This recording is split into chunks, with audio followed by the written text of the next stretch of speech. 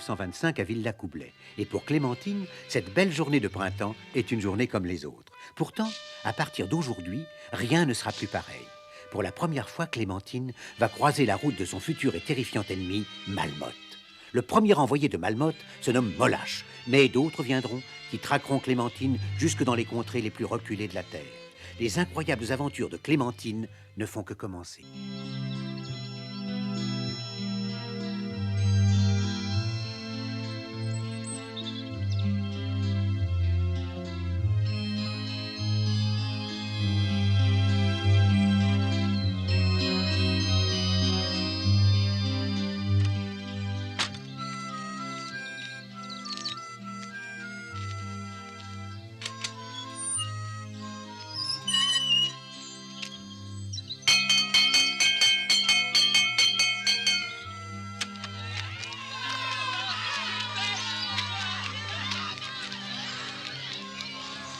Dépêche un peu, voyons, Clémentine. Oui, une seconde, j'attends mon petit frère. Oh, petit boy, il est au coin avec le bonnet d'âne, c'est bien fait pour lui. Et il est pas prêt de sortir.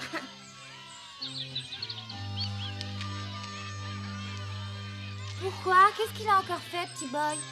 En classe, il a lâché une véritable escadrille de coccinelles pendant la dictée. Et regarde le chignon de la maîtresse, c'est un vrai aérodrome pour coccinelles.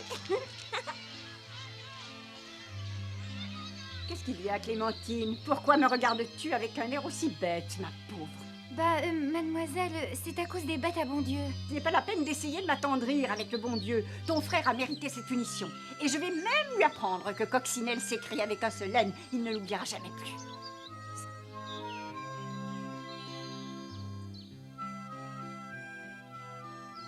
Oui, mademoiselle, Coccinelle s'écrit avec un seul N, mais ça vole avec 2 ailes, et elles sont pas les seules.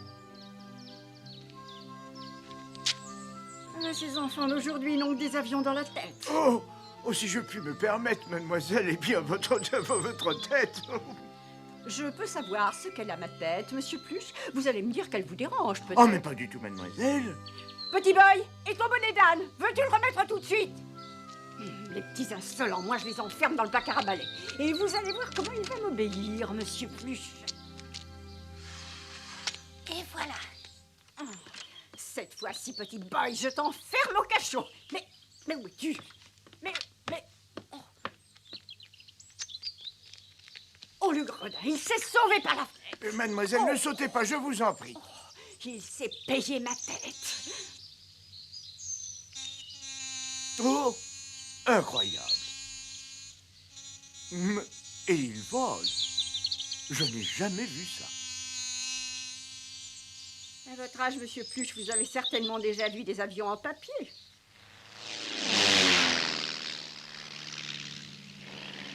Ouais, regardez, c'est papa, Ah, évidemment, avec un tel père, les enfants ont la tête ailleurs. Ah, monsieur Alex, c'est l'honneur de notre village, mademoiselle. Pour la grande course aérienne, c'est lui qui défendra nos couleurs. C'est un danger public.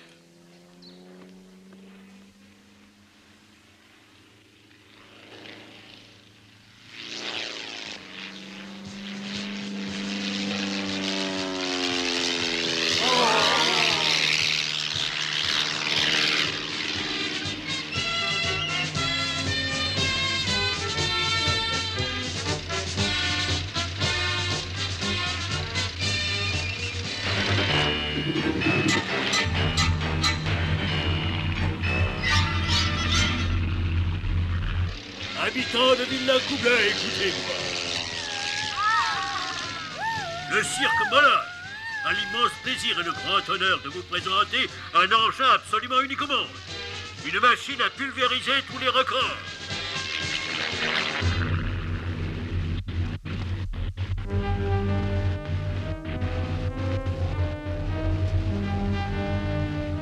Qu'est-ce qui se passe? Ça ne répond plus.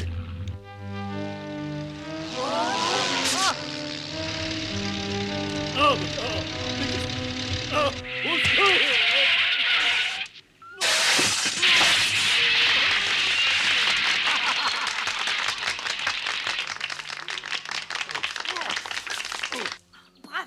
Bravo, ça c'est un record fabuleux. Je parie que jamais un avion n'est monté aussi vite en haut d'un un arbre. Petit gredin, qu'est-ce que tu attends? Secoue-toi, porte-moi une échelle. Oh! Oh! Oh! Record de descente rapide. Voilà l'échelle. C'est pour remonter, je suppose, monsieur. Je fais partie des sapeurs-pommiers. Oh. Dans mon cirque, il y a des cages pour les petits singes qui sont mal dressés. Vous allez lâcher mon frère, espèce de gros plein de soupe. Lâchez-le. Sale crapaud.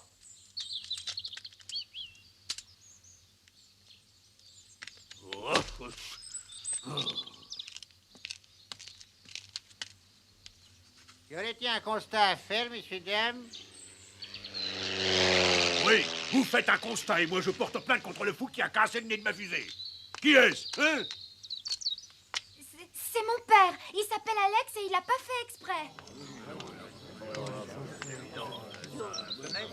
Excusez-moi, monsieur le directeur, vous avez la clé de la réserve.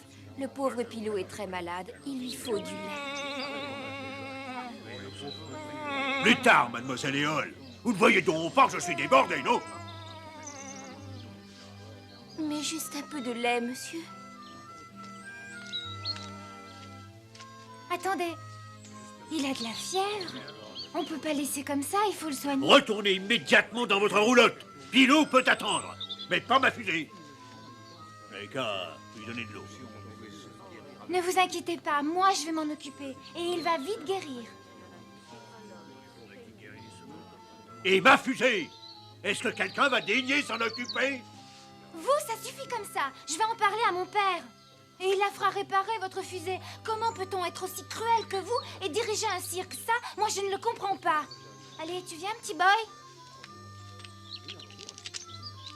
Prenez-en bien soin, surtout. Il est si faible et s'il est dans cet état, c'est uniquement parce que sa mère n'a presque plus de lait. Mais alors, ça veut dire qu'elle non plus n'a rien à manger? Hélas, non. Mais c'est vrai, ça, vous devez tous mourir de faim? Oh, tiens, j'ai une idée. Vous allez tous venir à la maison. Il y a de quoi manger pour tout le monde. Je pense que monsieur le directeur sera d'accord. Oh, c'est... Vous ne voyez pas d'inconvénient à ce que je nourrisse votre cirque? Et puis d'abord, il n'a pas le droit. Laisser des pauvres animaux mourir de faim, c'est interdit par la loi. J'ai pas raison, hein, monsieur le garde? Bah, à dire vrai, c'est pas très humain pour tout le monde, enfin, de là à... Alors, on y va. Venez avec moi, c'est pas très loin d'ici.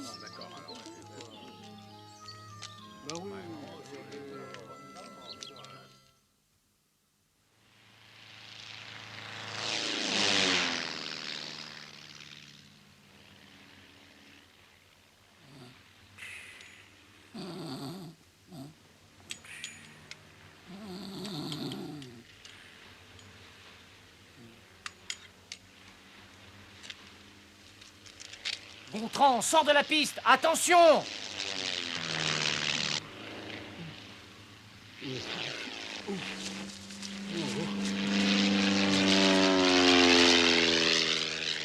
Non, mais pour qui me prennent-ils? Je suis peut-être sourd, mais pas aveugle.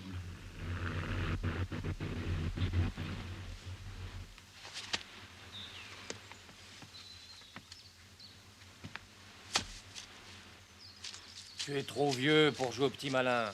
Un jour, tu y laisseras ta queue. Alors, monsieur Alex, racontez. Comment ça s'est passé? Mais enfin, qu'est-ce qui vous est arrivé? Je ne comprends pas. Oh, mon pauvre Basile, le moteur est au bout du rouleau. Le nouveau que vous avez commandé pour la course arrive demain. Je vous le montrerai en 2 tours de clé.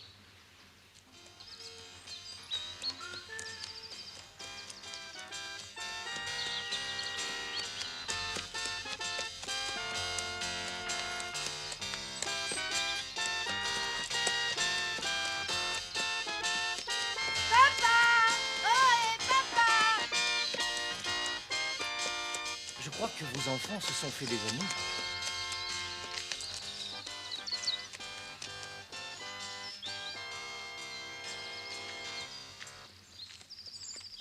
Oh, papa, surtout ne dis rien, écoute-moi.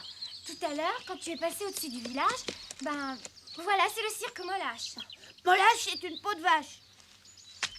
Tu vois, papa, ce pauvre petit cabri, eh ben, en fait, il s'appelle Pilou. Et si ça se trouve, il va mourir. Et sa mère aussi. Oh, voilà qui me paraît bien embrouillé. Je vous comprends, monsieur. Clémentine s'est un peu emballée et tout ça ne vous regarde pas. Mais enfin, essaie de te calmer, Clémentine. Explique-moi ce qui s'est passé. D'abord, présente-moi. Bien voilà, c'est très simple, tu sais. Le directeur du cirque, c'est un seul bonhomme qui affame tout le monde, les employés et les animaux. Alors j'ai pensé bien faire et je les ai invités à la maison pour goûter. Je m'appelle Éole et je suis trapéziste, monsieur. Éole, c'est un prénom ravissant, mademoiselle. Je suis enchanté. Alors, si je comprends bien, vous êtes acrobate? Clémentine m'a déjà beaucoup parlé de vous. Elle dit que vous êtes un grand champion. J'aimerais tellement monter un jour dans un avion. Manquez plus que ça. Je te présente Illico Presto, un clown qui peut réaliser les plus grands tours de magie. Regarde. Oh. Comment ça marche? Ça marche tout seul.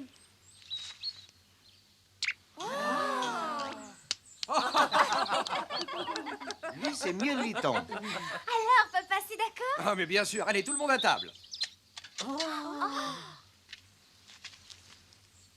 Il faut les excuser. Quand on parle de table, ils n'écoutent que leur ventre.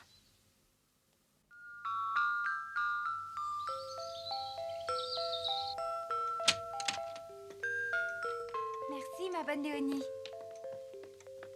Dis donc, Clémentine, tu sais qui c'est le monsieur qui vient d'arriver dans cette belle automobile? Entre, je t'en prie. Assieds-toi ici, mon cher Sadi. Sadi? Ah, alors je sais qui c'est ce monsieur Sadi Lecointe, un pilote très célèbre. Léonie, on a faim. Léonie, on a faim. Léonie, on a faim. Allons, allons, les gloutons, un petit peu de patience. Je ne peux pas être au four et au moulin, moi. Les animaux d'abord. Oh, ils sont dans un piteux état, les pauvres. Ne t'inquiète pas, mon petit pilou, tu vas guérir. J'ai déjà appelé le docteur et tu verras, c'est un grand savant. Mais je croyais que vous mouriez de faim. Vous êtes timide. Dis donc, Estounette, tu veux peut-être une nappe et des serviettes? Demande, te gêne pas?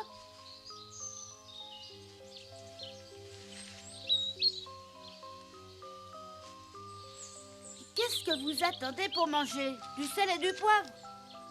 Allez, allez, ne faites pas de chichi. On sait que vous en mourrez d'envie.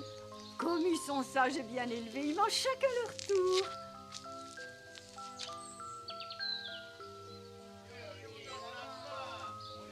Voilà, voilà, pas d'affolement, j'arrive.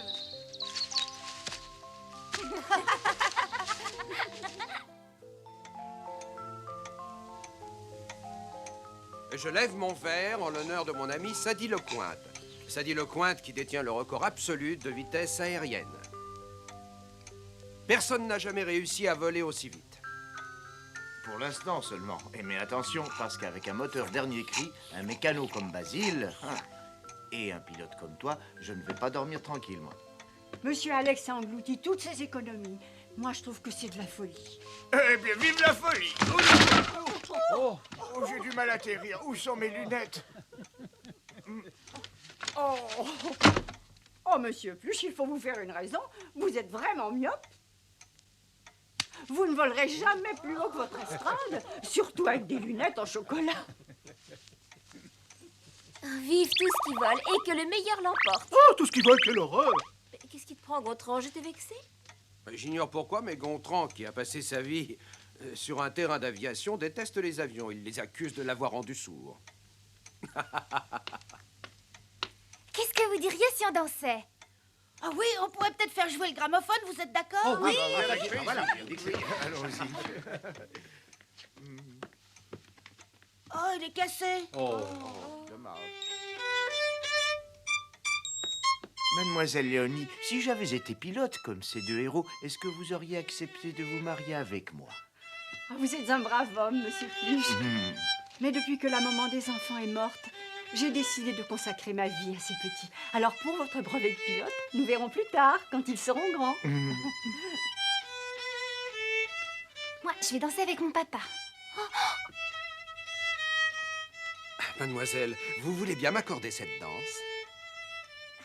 Avec plaisir. Oh, ça tourne. Je ne sais pas si c'est l'habitude de faire des loopings, mais vous dansez de façon très aérienne. Pourtant, lorsque je quitte le ciel, je me sens si balourd, si terre à terre. Ce sont sûrement vos bras qui me donnent des ailes. C'est vrai?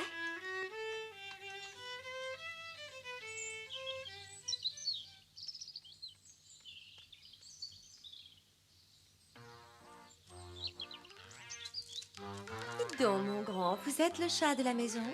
Permettez-moi de me présenter, je suis Starlet Owawa. Je suppose que vous me connaissez, au moins de réputation.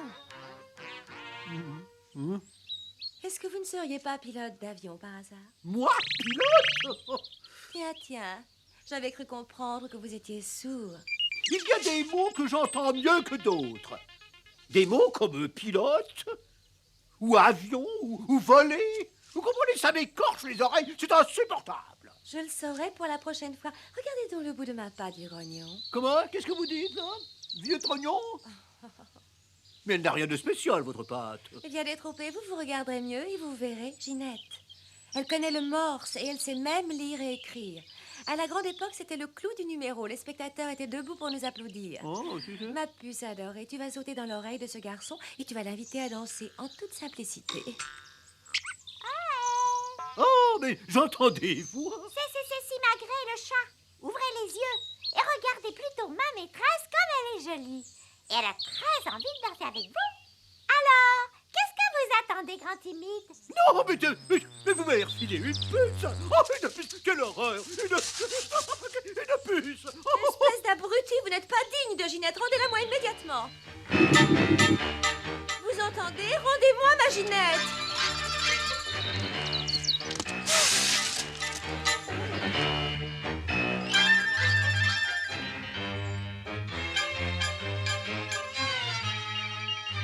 Alors, Starlet, quand le chat n'est pas là, on fait la fête.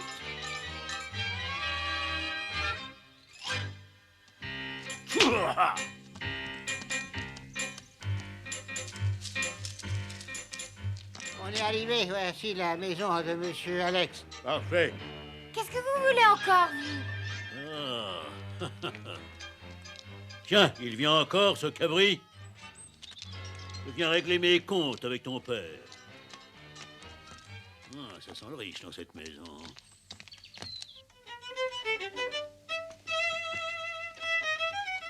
Je vous le répète, vous pourrez rester chez nous tant que vous voudrez. Je vous donnerai des cours d'aviation et vous me donnerez des cours de voltige. Oh, excusez-moi. Je ne vous dérange pas. Non, je vous en prie, entrez. Ah. Tiens, qu'est-ce que vous fêtez? Mon accident? Mais quel accident? Allons, ne jouez pas les étonnés. Vous avez une drôle de manière de vous débarrasser de vos concurrents, ce n'est pas très sportif.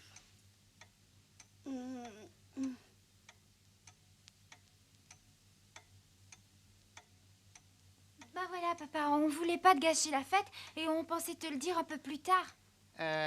Oui, c'est pourtant bien vrai, Monsieur Alex, vous avez causé de rudes dégâts à l'engin de monsieur. Vous avez fait un rase-motte au-dessus du village et patatras, monsieur est tombé dans les pommiers. J'ai mis toute ma fortune dans cette fusée. La course a lieu dans 2 jours. Je ne pourrai jamais réparer. Basile est un excellent mécanicien. Nous deux, nous ferons tout pour que vous soyez prêts à temps. C'est un engin secret. Moi, ce que je veux, c'est de l'argent. Beaucoup d'argent. Mais... Bon, très bien, monsieur, je paierai. Je passerai vous voir demain dans la matinée. Voilà ma note. Je vous attendrai. Mais c'est très cher. Très cher? Oh, mais rien n'est trop cher quand on a tout sacrifié pour la gloire. Regardez-moi, pour réussir, je me suis privé de tout. J'ai dû sauter des repas, je suis devenu maigre comme un coucou. Comme un coucou? Allons donc, mon ami, vous êtes bien trop gros pour voler. Ce sont vos animaux que vous avez privés de tout et qui n'ont plus que la peau sur les os. Je reviendrai moi-même chercher l'argent, ne vous dérangez pas pour moi. Je vous salue bien bas, messieurs. Oui, vraiment très bas. Oh, qu'est-ce que... Ah, oh, mais... Oh, oh, oh,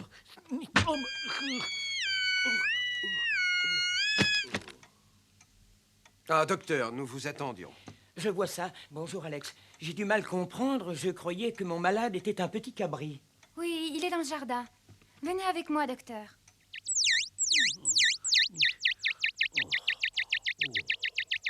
C'est par ici. Par ici.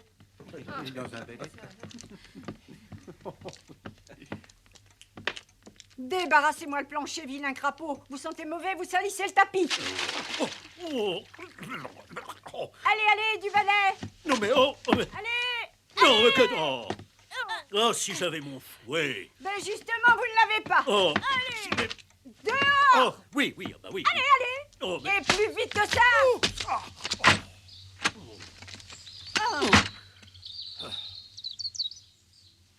C'est grave? Il est fatigué, il ne mange pas assez. Alors il est très fatigué. Mais il y a de l'espoir. Il y a surtout l'espoir de le voir s'endormir gentiment au chaud dans tes bras. Tiens, Clémentine, serre-le doucement contre toi. Il sentira ton cœur, ça le réchauffera pour partir. Mais un espoir. Je veux juste un espoir, c'est tout.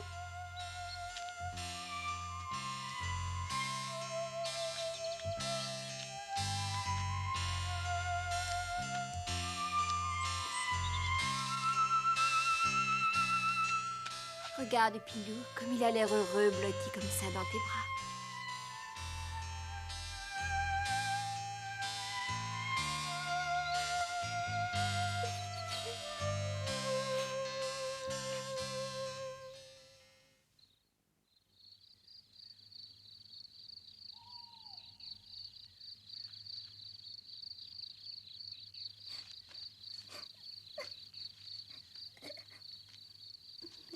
Adieu, mon pauvre Pilou. Adieu. Chut, méritons. Ne le grondez pas, monsieur Lico, c'est lui qui a raison. Jouez-nous donc un petit air.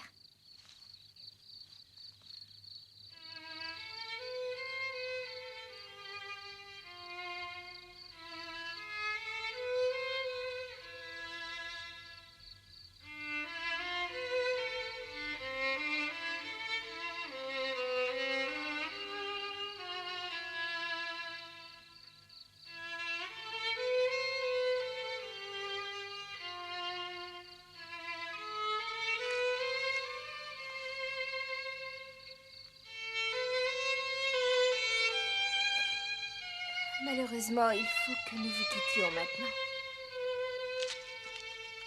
Vous ne voulez vraiment pas rester avec nous? Notre maison à nous, monsieur, c'est le cirque. Notre vie, c'est le voyage. Mais je comprends pas, vous n'allez quand même pas retourner chez Monsieur Molache? Tu sais, il a enfermé tous les animaux dans une cage. Il est fou de rage. Il est bien capable de passer sa colère sur eux. Nous ne pouvons pas les laisser. Nous devons les aider. Ils n'ont que nous pour les défendre. Adieu, les amis. Au revoir, revenez nous voir quand vous voudrez. Au revoir. À bientôt. Au revoir. Au revoir. Ne soyez pas tristes, les enfants. Rassurez-vous, la vie, c'est un peu comme dans les livres. Les méchants ne l'emportent jamais en paradis. Et dans son cas, sa méchanceté l'empoisonne le premier et lui gâche complètement sa vie. Ah non, les enfants, il faut se mettre au travail maintenant. Le sinistre Molache n'a pas encore gagné.